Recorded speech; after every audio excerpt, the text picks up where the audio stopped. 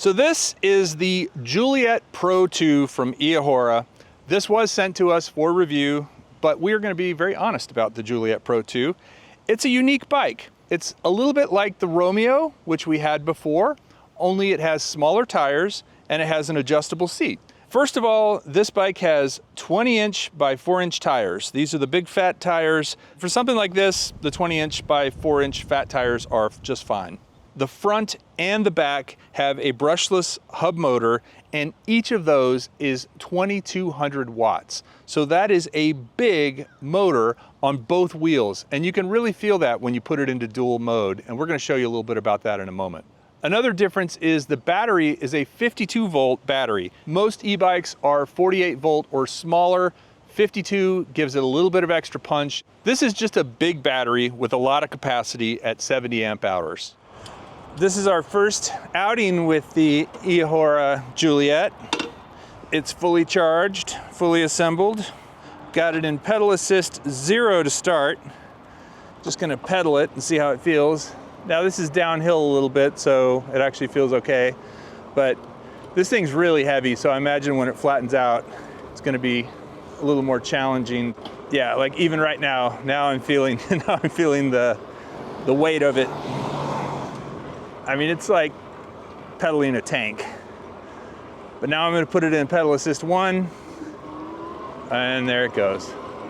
One thing to note about the battery is there is an on-off switch down here that if you turn this off, the whole bike is off. So if you're trying to turn the bike on up here and it's not working, it might be because you have this switch down here turned off. The battery is removable, but you can also charge it with the battery on the bike. So it's up to you if you want to remove it to charge it, or if you were going to take it inside on a cold or hot day, that's another option. You just need the keys to take it out and it gets carried by this handle. This bike is really designed for two things, and that is to go fast and to go up steep hills. It does those things very well, especially in dual motor mode. We'll demonstrate that. But just know that if you're living in a hilly area like I do, having a bike that can actually make it up the hills just using the throttle without even pedal is nice. And because of the dual motors on this and the size of those and the size of the battery, it definitely can make it up just about any hill I can throw at it. We're gonna test the Juliet's hill climbing ability on this slope. We're also gonna do it without any running start. So we're gonna start right at the bottom of the incline. I'm gonna be in pedal assist 2 for all of these. So first I'm gonna do it in just rear wheel drive in pedal assist 2, just using the throttle. Here we go. Oh, it's kind of struggling. And I'm so lightweight. Well, I'd call that a fail. Let's see what it does in front wheel drive, throttle only. Oh. Now I'm sure if you had a little momentum it would make it up this, or if you pedaled with it, but just doing throttle in front, it's not making it. So this is all-wheel low. There's an all-wheel low and an all-wheel high. Oh yeah. Wow. What a difference that made. All right, now let's try all-wheel high. The tires on the display are both red, and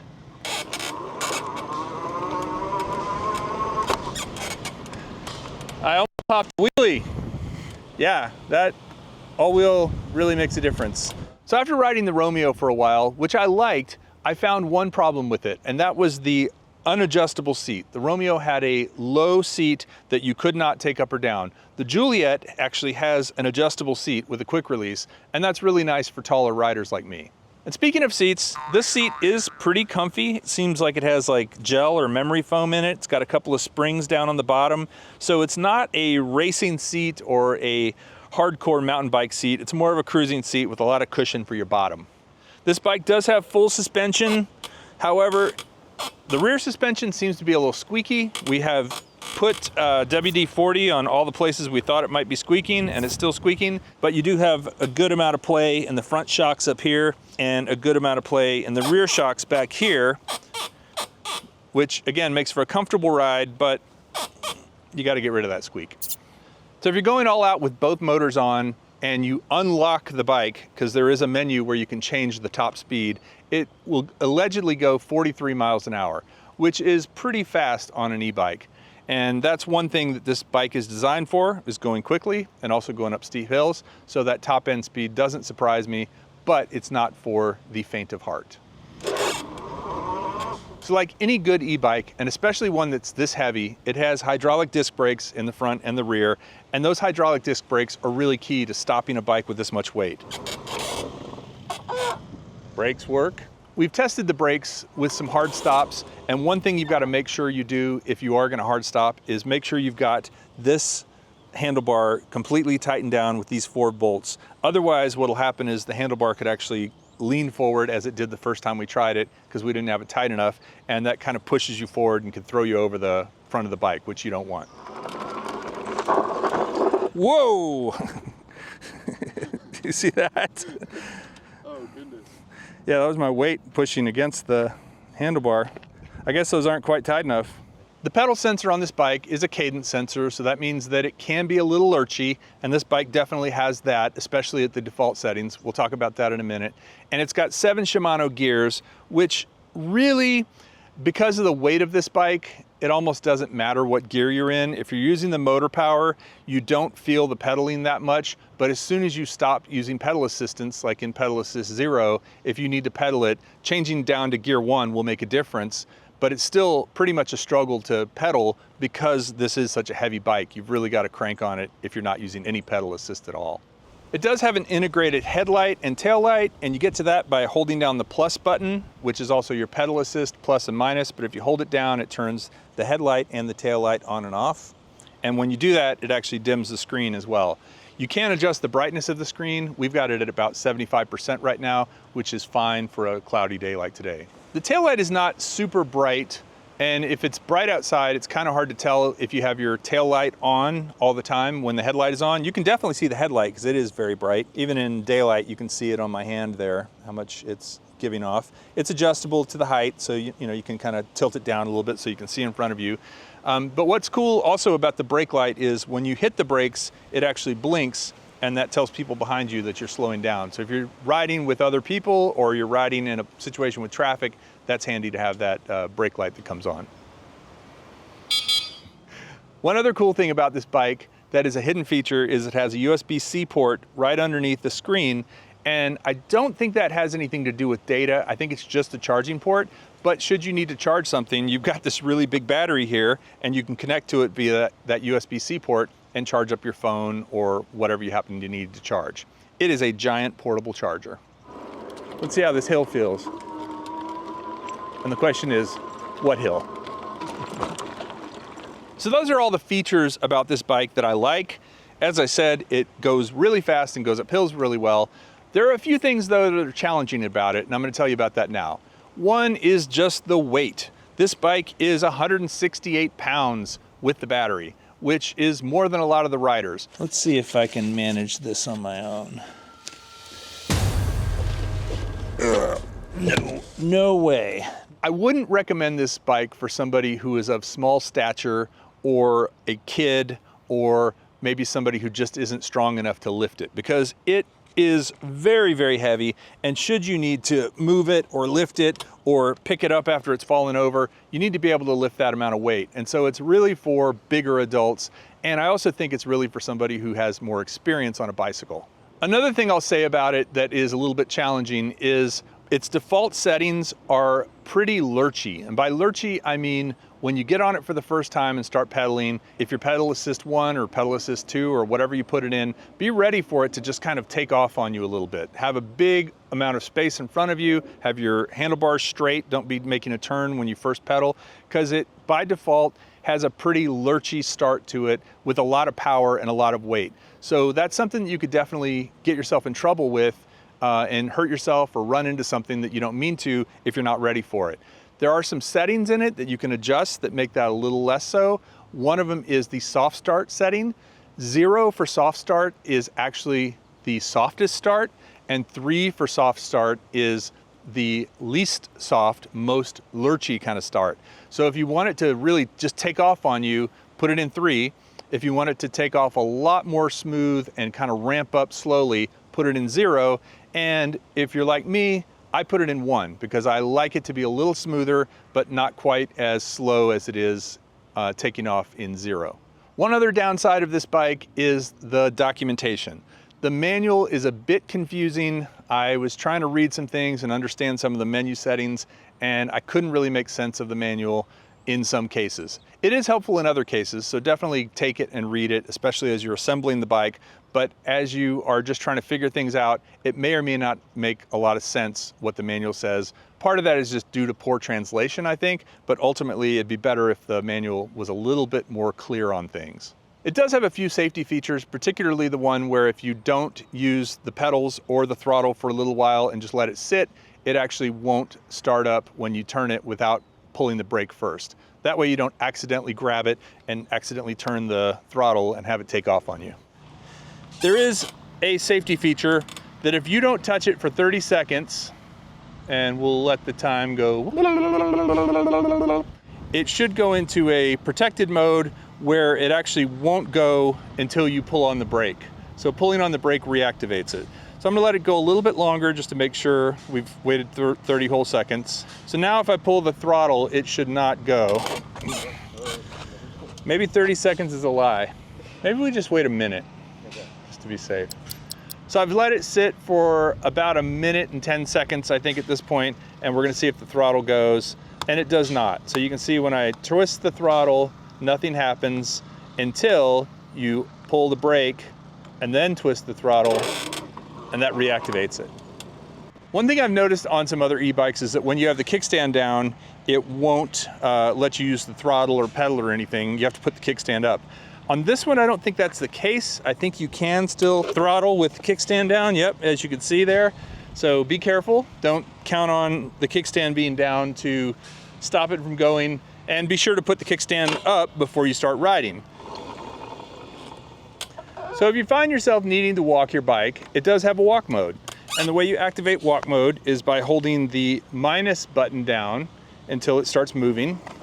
And then if you're walking up something like a hill, it makes it a lot easier than if you were trying to just push it. I will say the walk mode is kind of fast. I don't know if that's adjustable or not, but you definitely have to kind of walk briskly to keep up with it.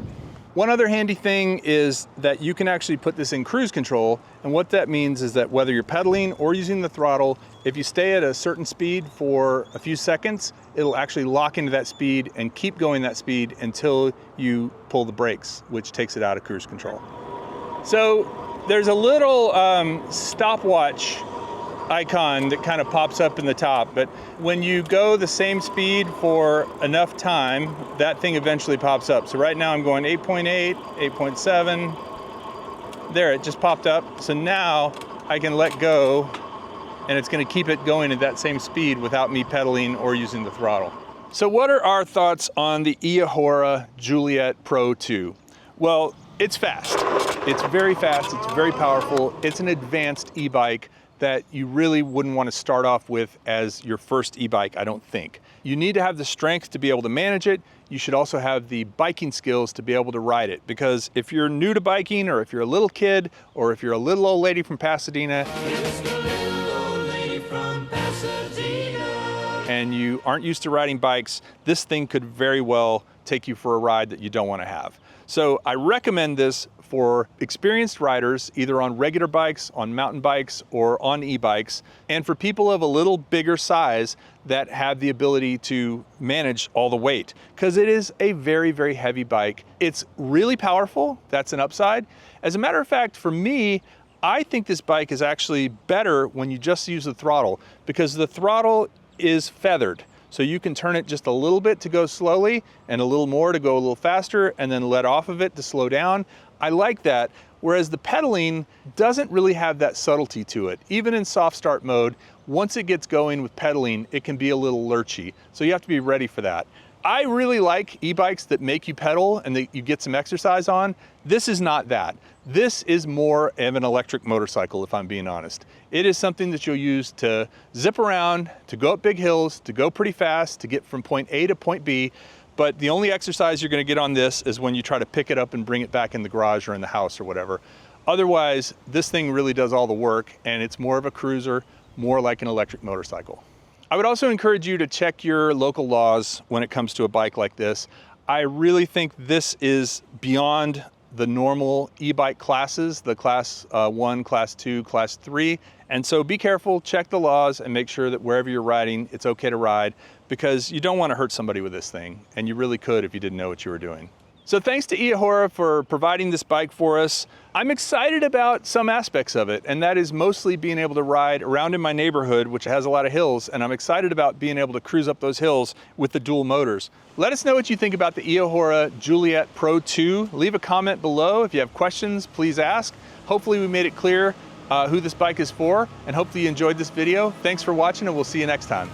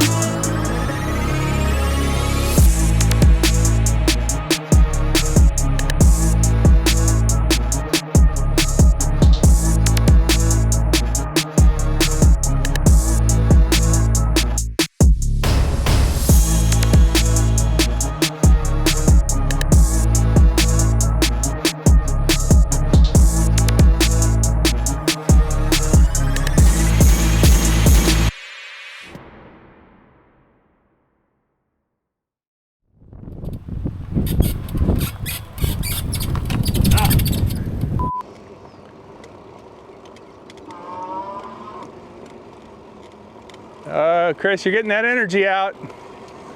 Now I'm in pedal assist 1. It's keeping me around 13 miles an hour. I'm gonna put it up to pedal assist 2 because Chris is a speed demon. Yeah, so pedal assist 2 is kind of shooting me up to about 17 miles an hour pretty quickly. Chris is having to work now. Chris, what pedal assist are you in? 17. 17.